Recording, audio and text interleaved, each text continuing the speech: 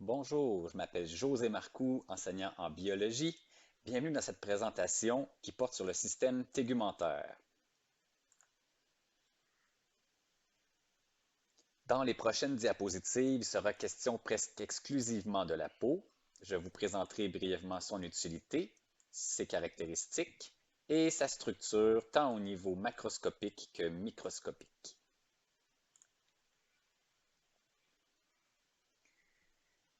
À la fin de cette présentation, vous devriez être capable de décrire la composition de la peau ainsi que ses fonctions, distinguer les différents types de brûlures, identifier les couches de peau affectées et aussi expliquer comment les tissus forment les organes, plus spécifiquement la peau.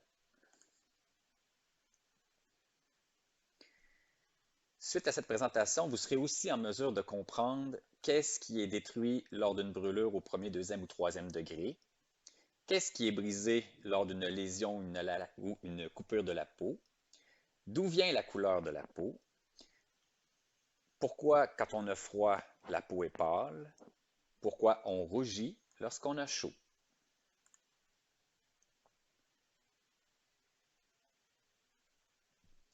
Le système tégumentaire tire son nom du mot tégument qui signifie couverture. Il comprend plusieurs organes dont le principal est la peau. Parmi les autres organes, on retrouve les ongles, les poils, les cheveux, les glandes sudoripares impliquées dans la sueur et les glandes sébacées productrices de sébum.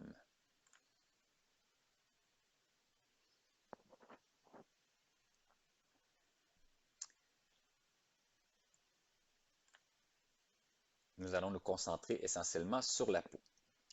La peau présente certaines caractéristiques. Par exemple, c'est un très grand organe. Il peut couvrir jusqu'à 2 mètres carrés et il représente environ 7% de la masse corporelle. L'épaisseur de la peau est très variable. On parle d'environ 0,04 mm au niveau des paupières, puis au niveau des paumes, des mains et des pieds, ça peut aller jusqu'à 4 mm. La peau est un organe vital. La preuve, c'est l'espérance de vie très limitée des grands brûlés. Pour l'organisme, la peau est très importante car elle joue des rôles cruciaux. En effet, elle nous donne une protection contre la déshydratation, protection contre les rayons ultraviolets du soleil, puis protection contre les infections d'origine microbienne.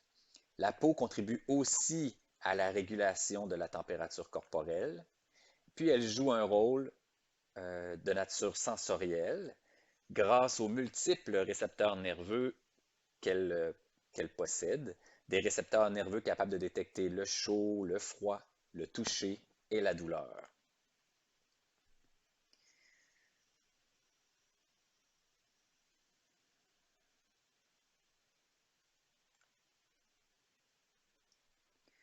Voici d'abord un aperçu très général de la peau. Elle est composée de 2 couches, l'épiderme dans la région superficielle en surface, représenté en bleu ici sur l'image, et le derme qui est situé plus en profondeur, représenté en bleu sur cette image-ci. L'hypoderme, qui est surtout composé de gras, ne fait pas vraiment partie de la peau. Elle se trouve juste en dessous. Sur cette image qui présente une coupe transversale de la peau, on voit l'épiderme, le derme et l'hypoderme. On voit également que juste en dessous de l'hypoderme se trouve normalement le muscle. Chaque couche de la peau est conçue pour accomplir certaines fonctions.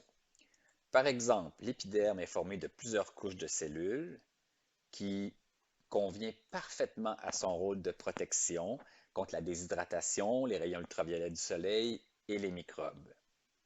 Le derme, quant à lui, comprend plusieurs types de tissus qui vont jouer un rôle notamment dans la thermorégulation et la réception de signaux de nature sensorielle.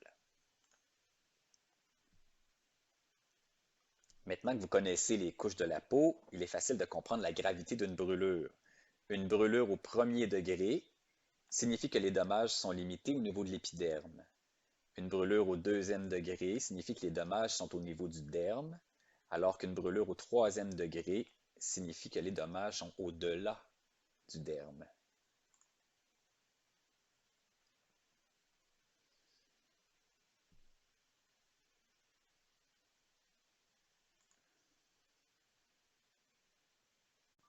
Lorsqu'on analyse la peau un peu plus en détail au niveau histologique, on constate que c'est un organe très complexe formé de plusieurs tissus. Par définition, un tissu, c'est un ensemble formé de cellules et d'une matrice qui remplit les espaces entre les cellules. La région de l'épiderme est presque exclusivement formée de tissu épithélial stratifié. La région du derme, quant à elle, comprend une très grande variété de tissus qui vont aider la peau à jouer son rôle. On y retrouve notamment du tissu nerveux associé aux récepteurs sensoriels. On y retrouve du tissu musculaire associé aux muscles arrecteurs des poils. Et on retrouve également du tissu conjonctif très varié, notamment le plus abondant, le tissu conjonctif aréolaire, qui, dans le fond, représente tout ce qui est rose-orangé ici au niveau du derme. Son rôle est surtout un rôle de remplissage. Mais il existe aussi d'autres tissus conjonctifs. Le tissu conjonctif aréolaire en est un, mais il y a aussi le tissu conjonctif sanguin, représenté par les vaisseaux sanguins et le sang, et le tissu conjonctif glandulaire, représenté par les glandes. Donc un ensemble quand même très complexe. Prenons le temps de regarder d'un peu plus près la structure microscopique de chaque région de la peau, en commençant par l'épiderme, qui est représenté en bleu sur cette image, ou qu'on voit ici, qui a été détaché du derme. Quand on regarde la peau au microscope sur une coupe transversale, grâce au pouvoir grossissant du microscope et surtout à un colorant violet, on peut voir 4 régions de cellules qui forment l'épiderme. Il y a la couche cornée en surface, qui est essentiellement formée de cellules mortes, idéale pour jouer le rôle de protection. Ensuite, il y a la couche granuleuse ici, qui est la région foncée, la couche épineuse et finalement la couche basale, qui est très importante. Elle est composée majoritairement de cellules souches, des cellules souches qui sont situées ici à la limite du derme. Ces cellules souches sont responsables de régénérer toutes les cellules de l'épiderme par mitose.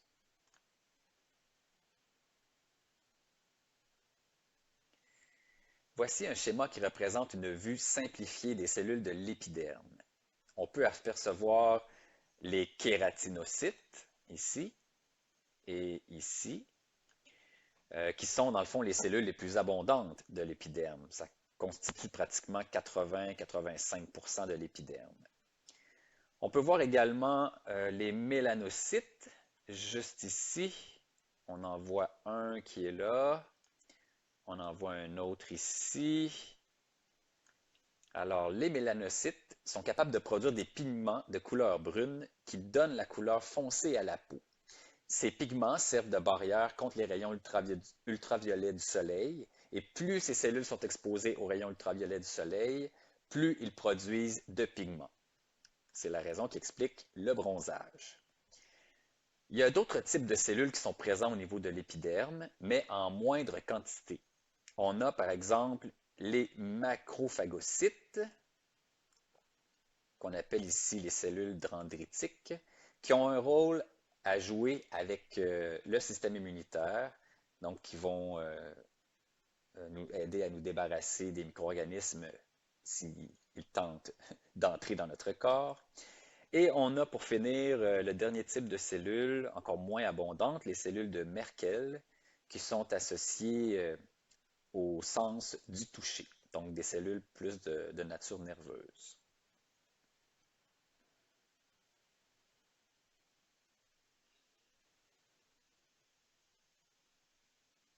Petit fait intéressant, l'épiderme, toute la région de l'épiderme au complet, ne contient aucun vaisseau sanguin. Donc tous les vaisseaux sanguins se situent en profondeur dans le derme et dans l'hypoderme.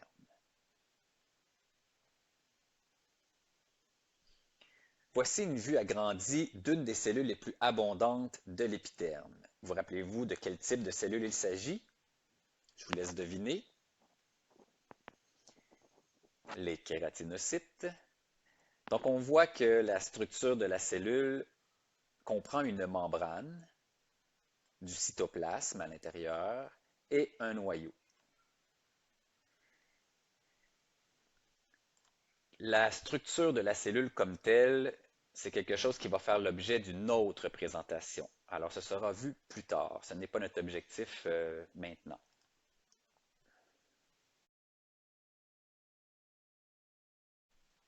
Prenons quelques instants maintenant pour regarder d'un peu plus près le derme, qui est représenté en bleu sur cette image.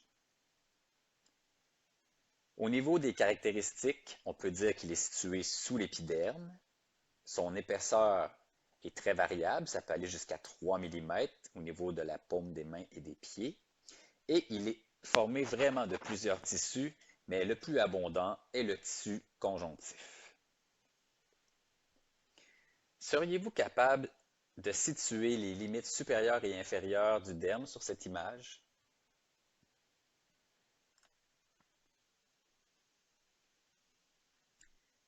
Alors, lorsqu'on observe la peau au microscope, on peut voir plusieurs éléments structuraux dans la région du derme. D'abord, il y a du tissu conjonctif aréolaire contenant plein de fibres de collagène entremêlées de fibres élastiques, représentées en rose sur l'image. Alors, c'est le tissu de remplissage. Lorsque ces fibres de collagène et ces fibres élastiques sont trop étirées, elles brisent et on peut voir apparaître des vergetures à la surface de la peau.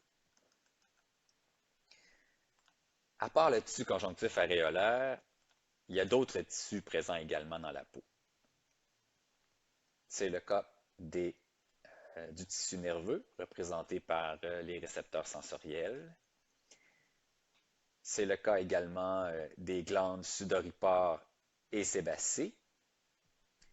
C'est le cas des muscles, les muscles arrecteurs du poil. Et c'est le cas des vaisseaux sanguins, donc artères et veines, qu'on peut voir sur l'image ici.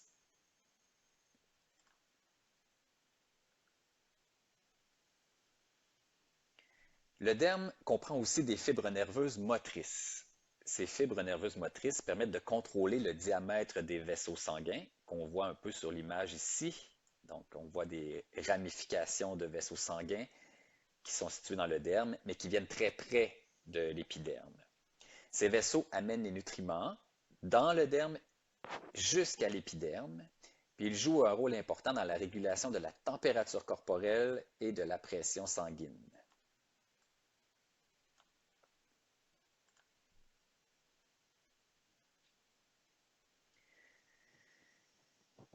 Par exemple, lorsque le corps est exposé au froid ou en cas de stress important, une vasoconstriction peut survenir au niveau du derme, détournant le sang vers des organes plus importants. À ce moment-là, la peau va être plus pâle. À l'opposé, en cas de chaleur, une vasodilatation amènera une plus grande quantité de sang près de la surface du corps. Par conséquent, il y aura une plus grande perte de chaleur. La peau sera plus rouge.